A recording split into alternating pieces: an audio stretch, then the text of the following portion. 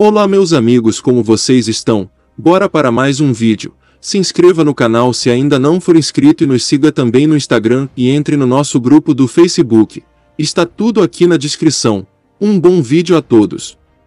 Durante a Segunda Guerra Púnica, Filipe V da Macedônia se aliou com Aníbal. Temendo que Aníbal recebesse reforços macedônicos na já imensamente difícil guerra em território italiano, o Senado romano mandou Marco Valério Levino, com um exército para a região. As legiões romanas, apoiadas por forças aliadas da Liga Etólia e do Reino de Pérgamo depois de 211 a.C., conseguiram pouco mais do que incomodar as forças macedonias e conquistaram alguns poucos territórios na costa do Adriático. O interesse romano nesta época não era a conquista, mas manter os macedônios ocupados enquanto Roma lutava contra Aníbal. A guerra terminou de forma indecisa em 205 a.C., com o Tratado de Fenícia. Apesar de ter sido um conflito menor, foi esta guerra que abriu o caminho para a intervenção militar direta na Macedônia. No século anterior, o mundo grego foi dominado pelos três principais reinos sucessores do Império de Alexandre o Grande, o Egito Ptolemaico, o Reino da Macedônia e o Império Seleucida. As ambições imperiais dos Seleucidas depois de 230 a.C. foram particularmente desestabilizadoras. Eles partiram para conquistar o Egito, que respondeu com uma grande mobilização militar. Esta campanha levou à vitória militar contra as incursões seleucidas, mas em 205, quando Ptolomeu IV foi sucedido pelo seu filho de 5 anos de idade, os recém-armados egípcios se voltaram um contra o outro. O resultado foi uma grande guerra civil entre o norte e o sul do Egito. Percebendo a fragilidade, os macedônios e os seleucidas forjaram uma aliança para conquistar e dividir o Egito entre si. Este desequilíbrio foi a mais importante ameaça à centenária ordem política que mantinha o mundo grego em relativa estabilidade. Especialmente, representou uma grande ameaça aos pequenos reinos gregos que haviam conseguido se manter independentes. Como a Macedônia e o Império Seleucida eram o problema e o Egito, a causa do problema, a única potência restante era Roma. Esta foi uma grande mudança, pois os gregos, até pouco tempo antes, só demonstravam desprezo em relação aos romanos, que devolviam o sentimento com indiferença em relação aos gregos. Embaixadores do Reino de Pérgamo e de Rhodes apresentaram evidências perante o Senado romano de que Filipe V da Macedônia e Antíoco III, do Império Seleucida, haviam assinado um pacto de não agressão. A delegação grega conseguiu convencer os romanos. Inicialmente, Roma não pretendia uma guerra contra a Macedônia, mas apenas intervir em favor de seus aliados diplomaticamente. Roma entregou um ultimato a Filipe, exigindo que ele cessasse sua campanha contra os aliados gregos dos romanos. Duvidando do poderio romano, especialmente por causa do fraco desempenho romano na Primeira Guerra Macedônia, Filipe ignorou o pedido, o que surpreendeu os romanos. Acreditando estar diante de uma ameaça à sua honra e reputação, Roma escalou o conflito enviando um exército para forçar o ultimato, o que deu início à Segunda Guerra Macedônia. Surpreendentemente, com os recentes sucessos contra os gregos e romanos, o exército de Filipe cedeu à pressão e não queria evitar a guerra. As tropas de romanos e gregos, lideradas pelo cônsul Tito Quíncio Flaminino, alcançaram as planícies da Tessália em 198 a.C. No ano seguinte, os romanos derrotaram Filipe decisivamente na Batalha de Sinocéfalos e ele pediu a paz.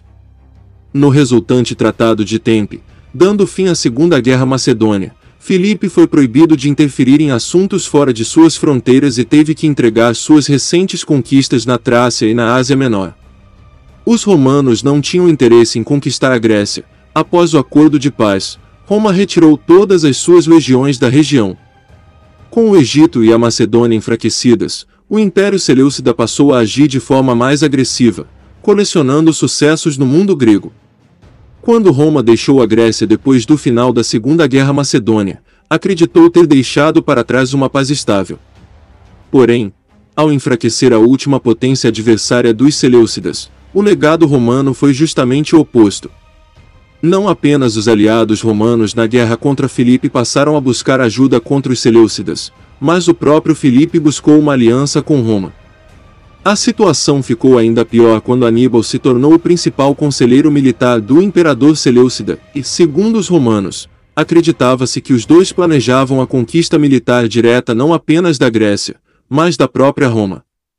Temendo o pior, os romanos começaram uma grande mobilização, praticamente deixando as recém-pacificadas Hispânia e Gália Cisalpina e reforçando a guarnição da Sicília para o caso de uma invasão seleucida. Uma grande força romano-grega foi mobilizada sob o comando do grande herói da Segunda Guerra Púnica, Cipião Africano, e partiu para a Grécia, dando início à guerra.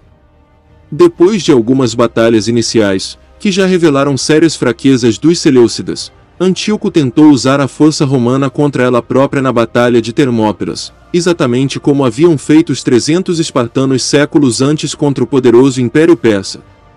Porém, os Seleucidas perderam a batalha e foram forçados a abandonar a Grécia.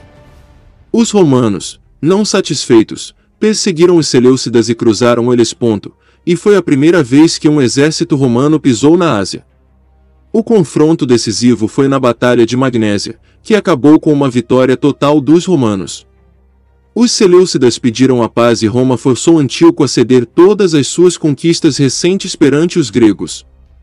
Embora ainda controlassem um grande território, esta derrota marcou o começo do fim do Império Seleucida. Roma deixou a Grécia uma vez mais, desejando que a falta de uma potência grega garantiria uma paz estável. Mais uma vez o resultado foi o oposto. Com a morte de Filipe V na Macedônia em 179 a.C., seu filho, Perseu, tentou restaurar a influência internacional de seu novo reino e partiu para uma agressiva campanha militar contra seus vizinhos. Quando Perseu foi implicado a uma tentativa de assassinato de um aliado de Roma, o Senado declarou guerra. Inicialmente, Roma não se saiu bem contra as forças macedonias, mas, em 168 as legiões romanas destruíram as falanges macedonias na Batalha de Pydna. Finalmente convencidos de que os gregos jamais teriam a paz se a Grécia fosse novamente deixada à própria sorte, Roma decidiu estabelecer sua primeira presença permanente no mundo grego. O reino da Macedônia foi dividido pelos romanos em 4 repúblicas vassalas, dando fim à Terceira Guerra, mas mesmo estas medidas extremas não foram eficazes, pois a agitação macedônia continuou. Um pretendente ao trono macedônico, Andrisco, foi o responsável pela 4ª e última guerra de Roma contra os macedônios. Ele foi rapidamente derrotado na Segunda Batalha de Pydna, em 148 a.C., o que assustou a Liga Aqueia, que se mobilizou para a guerra 2 anos depois. Este conflito é chamado de Guerra Aqueia e é lembrada pela curta duração e por ter ocorrido imediatamente depois da extinção do Estado macedônico. Até então, Roma só havia intervindo na Grécia para lutar contra fortalezas, aliados ou vassalos da Macedônia. Os líderes aqueus certamente sabiam que esta guerra não tinha nenhuma chance de vitória, pois a supremacia militar romana foi definitivamente consolidada depois que as falanges macedonias foram derrotadas em 3 ocasiões diferentes e depois da vitória sobre um inimigo numericamente superior, os Seleucidas, na Ásia. Políbio culpa os demagogos das polis da Liga pela guerra suicida. Pendores nacionalistas e a ideia de um heróico triunfo contra forças muito superiores inflamaram os gregos contra Roma.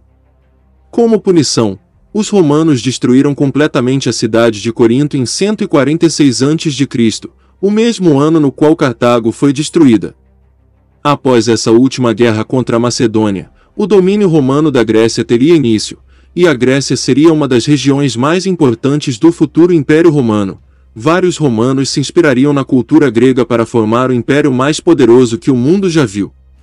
Galera, muito obrigado a todos vocês que assistiram até aqui, deixe seu like e que Deus abençoe a todos nós. Até o próximo vídeo.